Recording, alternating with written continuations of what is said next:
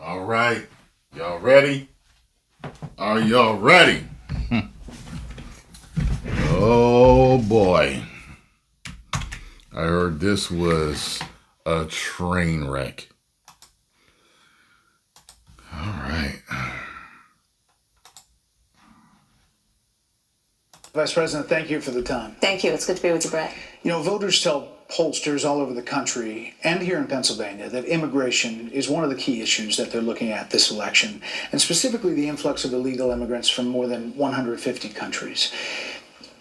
How many illegal immigrants would you estimate your administration has released into the country over the last 3.5 years? Well, I'm glad you raised the issue of immigration because I agree with you. It is a topic of discussion that people want to rightly have. And you know what I'm going to talk about. Yeah, but right do you, now, just a number, do you think it's 1 million, 3 million? Brett, let's just get to the point. Okay, the point is that we have a broken immigration Getting snippy real fast. system that needs to be repaired. So your Homeland Security Secretary said that 85% of apprehensions. I'm not finished. We have It's a an rough immigration estimate of 6 million people that have been needs to be- released into the country. And let me just finish. I'll get to the question. I promise you. I was beginning to answer. And when you came into office, your administration immediately reversed a number of Trump border policies. Most significantly, the policy that required illegal immigrants to be detained through deportation, either in the U.S. or in Mexico. And you switched that policy. They were released from custody awaiting trial. So instead, included in those were a large number of single men, adult men, who went on to commit heinous crimes. So, looking back, do you regret the decision to terminate Remain in Mexico at the beginning of your administration? At the beginning of our administration, within practically hours of taking the oath, the first bill that we offered Congress, before we worked on infrastructure, before the Inflation Reduction Act, before the Chips and Science Act, before the bipartisan Safer Communities Act, the first bill, practically within hours of taking the oath, was a bill to fix our immigration system. Yes, ma'am. It was called the U.S. Citizenship Act of 2021. Exactly. It was essentially a pathway to citizenship for the... Yes, ma'am. May I finish responding, please? But you have to let me finish, You please. had the White House and the House and the Senate, I'm and they in the didn't middle bring up of that bill. responding to the point you're raising. It's funny. She knows what it's like for Trump now. And I'd like to finish. Yes, ma'am. We recognized from day one that, to the point of this being your first question, it is a priority for us as a nation and for the American people. And our focus has been on fixing a problem. And from day one, then, we have done a number of things, including to address our asylum system and put more resources, getting more judges, what we needed to do to tighten up penalties and increase penalties for illegal crossings, what we needed to do to deal with points of entry between border entry points. That's the work we did, and we worked on supporting what was a bipartisan effort, including some of the most conservative members of the United States Congress, to actually strengthen the border. That border bill would have put 1,500 more border agents at the border, which is why I believe the Border Patrol agents supported the bill. It would have allowed us to stem the flow of fentanyl coming into the United States, which is a scourge affecting people of every background, every geographic location in our country, killing people. It would have allowed us to put more resources into prosecuting. He asked that number. transnational She ain't criminal answered it yet. Which I have done. Yes, ma'am. As the Or did Attorney she? General, I was of zoned border for a state. second. Madam Vice President, a couple of things. Prosecuted trafficking of drugs, Six- guns, and human beings. And six Donald Trump, Democrats- but let me just finish. 6 And Democrats Donald voted Trump against that bill. learned about that bill and told them to kill it because he preferred to run on a problem instead of fixing a problem. And in this election, this is rightly a discussion that the American people want to have. And what they want are solutions, and they want a president of the United States who's not playing political games with the issue, I hear you. but actually is focused on fixing 6 it. Democrats voted against that bill. It would have allowed 1.8 million illegal immigrants into the country a year. A lot of conservatives had a problem with it. These are the 6 Democrats. But more importantly, back to the original premise, Jocelyn Nungary, Rachel Morin, Laken Riley, they are young women who were brutally assaulted and killed by some of the men who were released at the beginning of the administration, well before a negotiated bipartisan bill. Former President Clinton actually referred to Laken Riley Sunday campaigning for you in Georgia, saying if those men had been properly vetted, Laken Riley probably would not have been killed. So if it wouldn't have happened, this is well before any negotiation. This is well before Donald Trump got involved in the politics. This is a specific policy decision by your administration to release these men into the country. So what I'm saying to you, do you owe Brett, those families an apology? Let me just say, first of all, those are tragic cases. There's no question about that. There is no question about that. Okay. And I can't imagine the pain that the families of those victims have experienced. But? For a loss that should not have occurred. But what? So that is true.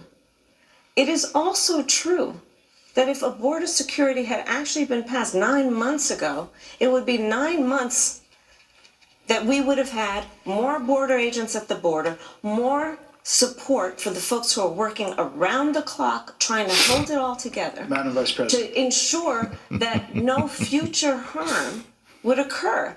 And this election in 20 days will determine whether we have a president of the United States who actually... I saw something earlier, too. I got to take a look at that. They're like, yo, they already trying to steal it.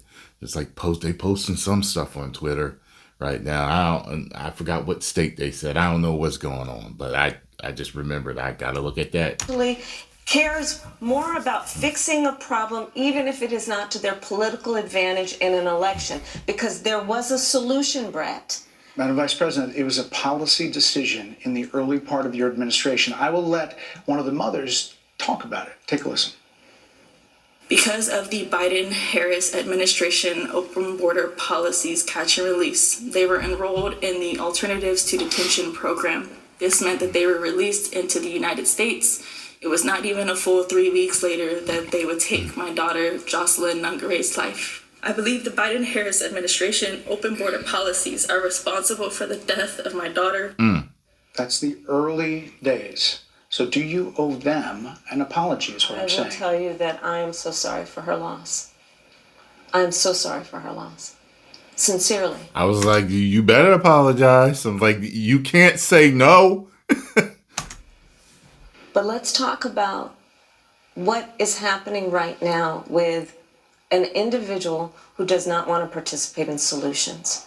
Let's talk about Donald that Trump? as well. But do you want to answer in all her? fairness, I told you I feel awful for what she and her family have experienced. During that time, you said repeatedly that the border was secure. When in your mind did it start becoming a crisis? I think we've had a broken immigration system transcending, by the way, Donald Trump's administration even before. She's flustered. Let's all be honest about that. I have no pride in saying that this is a perfect immigration system. I've been clear, I think we all are, that it needs to be fixed. We need more. I was just down at the border talking with border agents. If it's not for votes, why? What reason are they giving for letting so many illegals in? I need some help with that, okay? Because I don't know everything.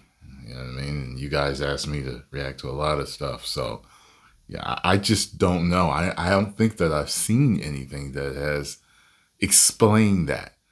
Like, other than votes, what's the reason? And they will tell you, and I'm sure I know you investigate and you are a serious journalist. They will tell you, we need more judges. We need to process those cases faster. We need the support for those cases that She did a little George W. there. be prosecuted. They need more resources, and Congress ultimately is the only place that's going to get fixed, Brett. Well, that's how this system works. That's the premise of this question. But There were that's how the 90 system plus works. executive orders that were rescinded in the first days. Many of those were Trump border policies. I'm not going to stay here because there's other things to A talk lot about, more. but you frequently talk to the Border Patrol Union for support of that bipartisan bill, and they did. They supported it. But they also just endorsed Donald Trump and said, you've been, quote, a failure with border security. Why do you think they said that? I think they're frustrated, and I get it. They want support. They want support, and that's what that border security bill would have done. These guys down at the border, these men and women, they're working hard. They're working around the clock. I get it. There's a lot of people that look back at what you said in 2019 when you first ran for president. And there have been changes, and you've talked about some of them. When it comes to immigration, you supported She's not doing too well so far. allowing immigrants in the country illegally to apply for driver's license, to qualify for free tuition at universities, to be enrolled in free health care. Do you still support those things? Listen, that was 5 years ago, and I'm very clear that I will follow the law. I have made that statement over and over again, and as Vice President of the United States, that's exactly what I've done, not to mention before. If that's the case, you chose a running mate, Tim Walz, governor of Minnesota, who signed those very things into state law. So do you support that? Oh, and they got some Tim Walz scandal going on. Y'all seen that? We are very clear, and I am very clear, as is Tim Walz, that we must support and enforce federal law, and that is exactly what we will do. So decriminalizing border crossings, like you said in 2019. I do not believe in decriminalizing border crossings, and I've not done that as vice president. I will not do that as president. So these are evolutions that you've had. But let's be very clear. I'm the only person who's running for president who has prosecuted transnational criminal organizations, from the Sinaloa cartel to the... Yo, why she says the same stuff all the time. I can't wait till she tells us that she's from a middle-class family. I'm waiting for that line. Guadalajara cartel to people who have trafficked in guns, drugs, and human beings. I have spent a significant part of my career going after people who present a threat to the safety of the American people and cross our border with the intent of doing us harm and cross our border illegally. And I will do that work as vice president. I take that work quite seriously. This is a time when voters, especially here in Pennsylvania, are inundated with commercials and ads. They just want it to stop because it's every commercial. But many of them add noise, but a few of them seem to break through. This particular one from the Trump campaign has gotten a lot of attention. Kamala supports taxpayer-funded sex changes for prisoners. Surgery. For prisoners. For prisoners. Every transgender inmate in the prison system would have access. So are you still in support of using taxpayer dollars to help prison inmates or detained illegal aliens to transition to another gender? I will follow the law, and it's a law that Donald Trump actually followed. You're probably familiar with, now it's a public report, that under Donald Trump's administration, these surgeries were available on a medical necessity basis to people in the federal prison system. And I think, frankly, that ad from the Trump campaign is a little bit of like throwing, stones when you're living in a glass house. The Trump aides say that he never advocated for that prison policy and no gender transition surgeries you got to take responsibility for what happened presidency. in your administration. Yeah, no surgeries happened in this presidency. It's in black and white. Would you still advocate for using taxpayer dollars for gender reassignment? I will follow the law. Just as I you have a think say Donald in Trump would this. say he did. You would have a say as president. Like I said, I think he spent $20 million on those ads, trying to create a sense of fear in the voters because he actually has no plan in this election that is about focusing on the needs of the American people. Whereas, at $20 million on that ad, on an issue that, as it relates to the biggest issues that affect the American people, it's really quite remote. And again, his policy was no different. Look at where we are, though. They say On it was plans different, for the but American we'll people, move on. I'm offering a plan to deal with affordable housing. I'm offering a plan to deal with what we need to do to strengthen small businesses, which are the backbone of America's economy. I am offering a plan that is about taking care of young parents and giving them the support they need. My plans for the economy will strengthen the economy, as have been reviewed by 16 Nobel laureates, Goldman Sachs, Moody's, and recently the Wall Street Journal, which have all studied our plans and have indicated my plans for our economy would strengthen our economy, his would make them weaker, Why do you would think more ignite people inflation and invite a recession by the middle of next year. Those are the facts. Why do you think more people say they trust him on the economy than they trust you? I think that when you look at an analysis of our plans for what we would do as President of the United States, it has been clear to those who study and understand how economic policy works that moving forward, because I do believe the American people are ready to turn the page on the divisiveness and the type of rhetoric that has come out of Donald Trump. People are ready to chart a new way forward, and they want a president who has a plan for the future. She's not answering the and question. a plan that is sound and will strengthen our country. My plan for the economy does exactly that. His plan would be, again, to give tax cuts to billionaires and the biggest corporations in our country. He said, and why do blow you up our think deficit. people It's trust interesting it? you said turn the page, Madam Vice President. You were asked on 2 different shows last week what, if anything, you would do differently than President Biden. Here's what you said. Would you have done something differently than President Biden during the past 4 years?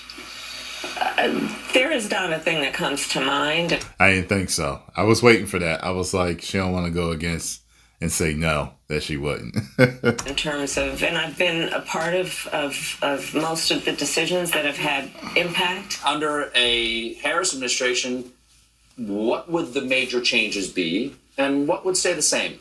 Sure. Well, I mean, I'm obviously not Joe Biden. I know. And so that would be one change in terms of, but also I think it's important to say with, 28 days to go, I'm not Donald Trump.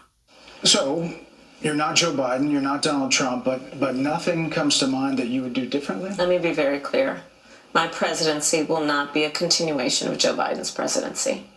And like every new president that comes in to office, I will bring Because they know that's what everybody's saying. It's going to be 4 more years of Joe.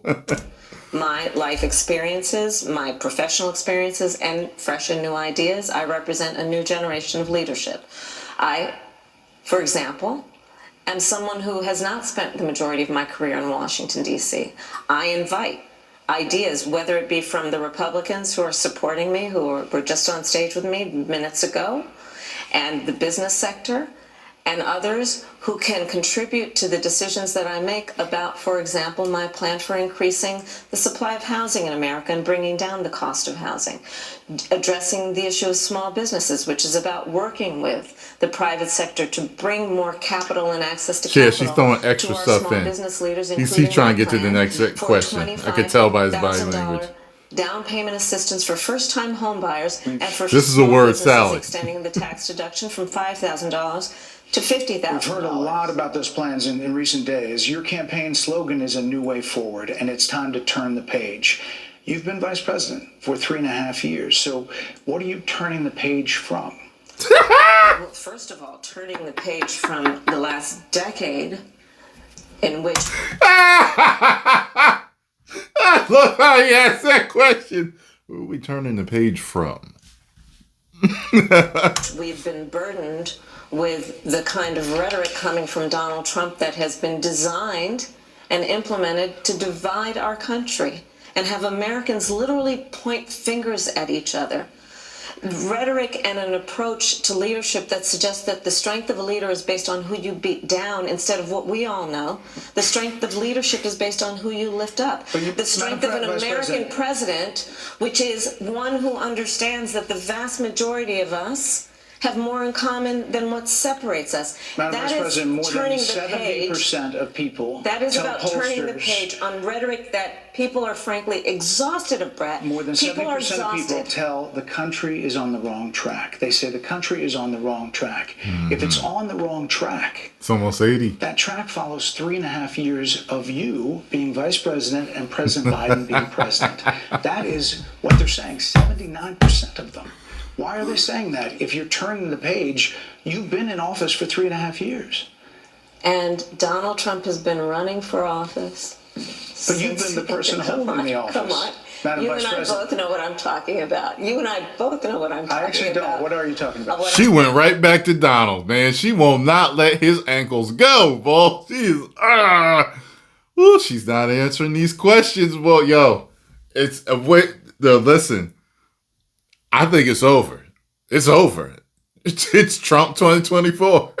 It's over. What I'm talking about is that over the last decade, But you're people the have lever of become. power. But listen, over the last decade, it is clear to me, and certainly the Republicans who are on stage with me, the former chief of staff to the president, Donald Trump, former defense secretaries, national security advisor, and his vice president. One, that he is unfit to serve, that he is unstable, that he is dangerous, and that people are exhausted with someone who professes to be a leader. Keep saying he's dangerous, man. Who spends full time demeaning and Well, I felt safer when he was president. My pocket felt better, and we weren't in no new wars. So I don't understand. Why is he so dangerous? I don't get it. engaging in personal grievances and it being about him instead of the American people. People are tired of that. If that's the case, why is half the country supporting him? Why is he beating you in a lot of swing states? Why, if he's as bad as you say, that half of this country is now supporting can't wait to hear this person who could be the 47th president of the United States? Why is that happening? This is an election for president of the United States. It's not supposed to be easy. I know, but it's not supposed to be. It is not supposed to be a cakewalk for anyone. So are they misguided, the 50%? Are they stupid? What is it? I would never say that about the American people. And in fact, if you listen to Donald Trump, if you watch any of his rallies, he's the one who tends to demean and belittle and diminish the American people. He's the one who talks about an enemy within it. Come on, man. She ain't answering these questions. Talking about the American people. Suggesting he would turn the American military on the American people. We asked that question to the former president today. Harris Faulkner had a town hall, and this is how he responded. I heard about that. They were saying I was like threatening. I'm not threatening anybody. They're the ones doing the threatening. They do phony investigations. I've been investigated more than Alphonse Capone. He was the greatest gangster. No, it's true. No, but think of it. It's called weaponization of government. It's a terrible thing. So, but I'm sorry, and with all due respect, that clip was not what he has been saying about the enemy within that he is. Oh, and I saw that they were like, they did an interview with her the other day, and they they did something with her clips where they edited, so they put in answers that she had actually for other questions, to certain questions that made her look better, even though it wasn't her. She wasn't like, they could say, hey, is the sky blue? And she was talking about something else, and they put that answer in there for, is the sky blue? You know what I'm saying? Like, what? Repeated. This is crazy, when man. He's speaking about the American people. That's not what you just showed. Well, he was asked no, about that specific... that's not what you just showed. In all fairness and respect to you, that was the question that we asked him. You didn't show that. And gotta stay on point, Kamala. Gotta stay on point.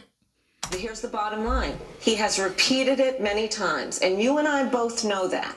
And you and I both know that he has talked about turning the American military on the American people. He has talked about going after I haven't people seen who are that. Somebody engaged in send me peaceful that. protest. He has talked about locking people up because they disagree with him. This is a democracy.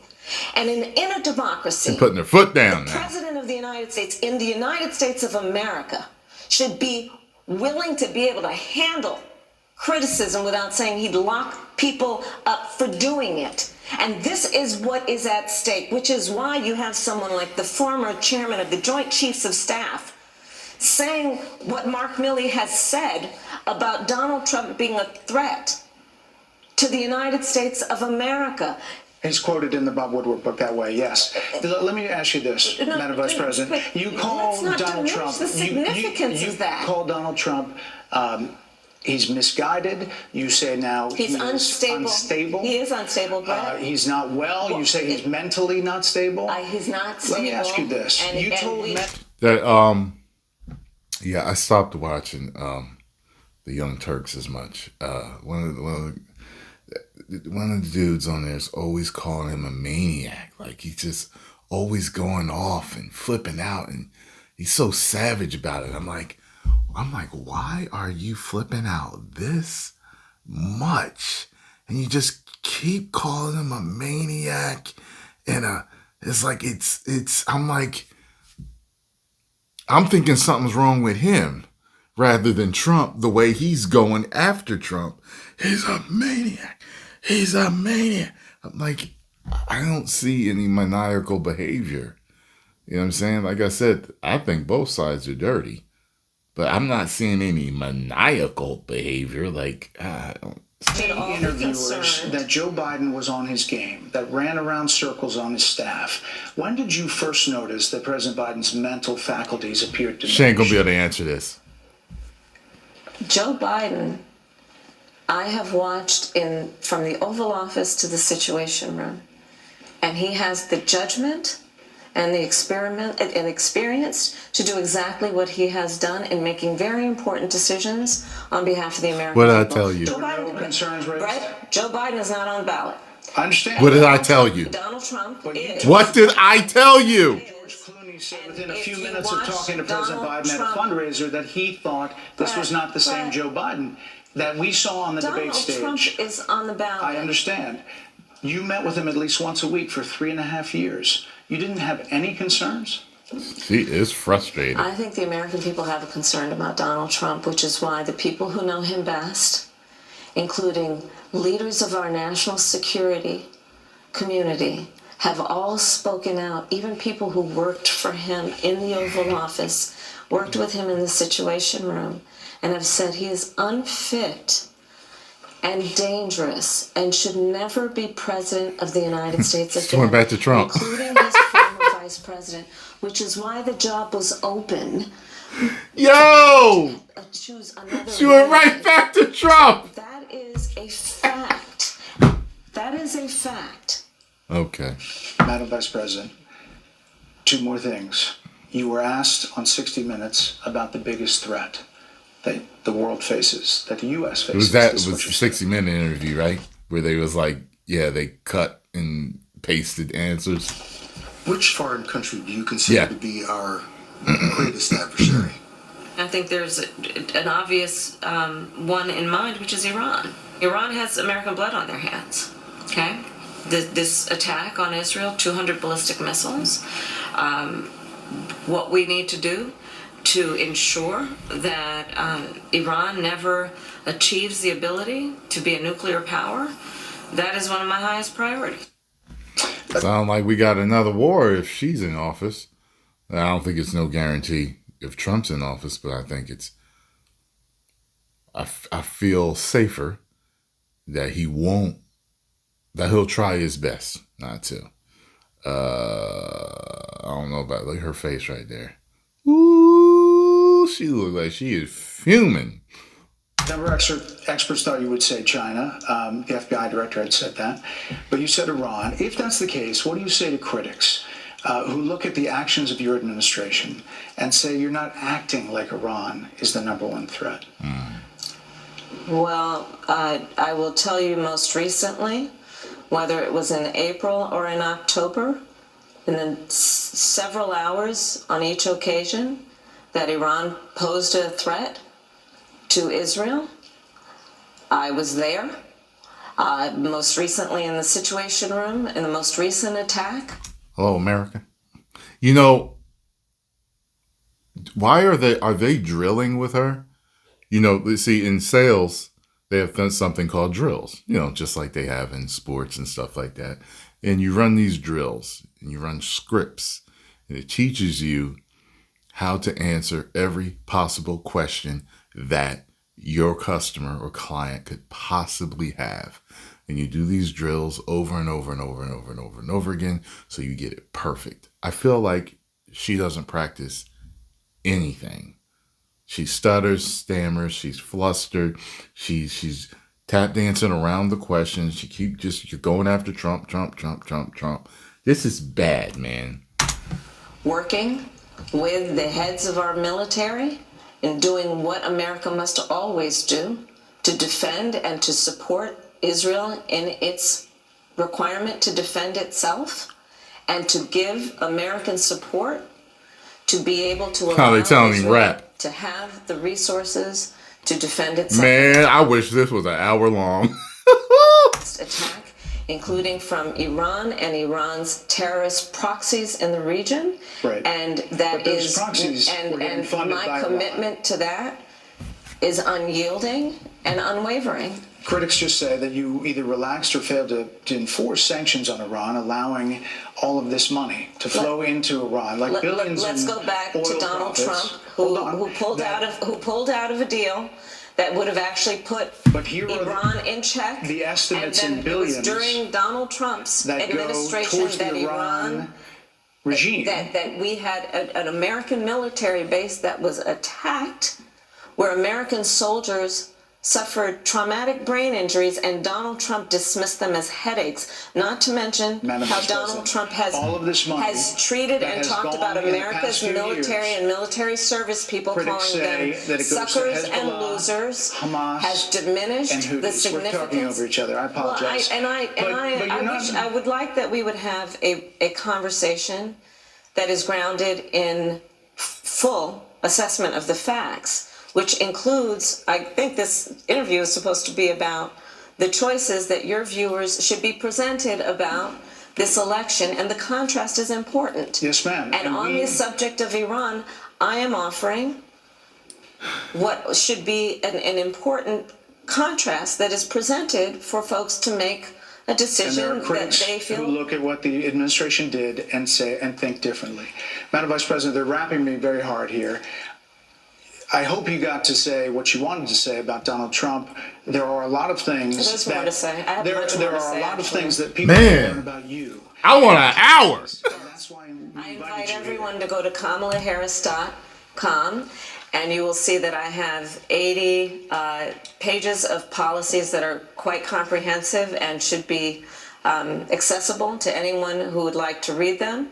And it includes what I intend to do about affordable housing, what I intend to do about small businesses, what I do And that's why intend we to do to invited you strengthen here, our economy, to see where you were in 2019 and where you are now. America's military, and ensure we have the most lethal and best fighting force in the world. Madam Vice President, And they're giving me a hard rap Well, here. I thank you for the time. I thank you for the time. It's good to meet you. Thank you very Good much. Thank you. Lord.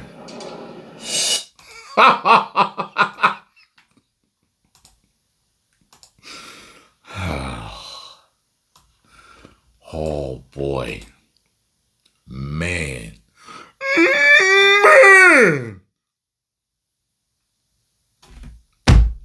Well, I hope you have enjoyed this reaction and my thoughts on this. I will tell you this. You know, I always say, tell you guys, I keep it neutral, even though I'm more of a conservative person, and I would like to see Trump in office. Okay. If I was voting, he ironclad would have my vote right now. You understand that? Ironclad. That would have sealed the deal for me. She just, Hillary did way better than her in interviews. My God. 10 million subscribers.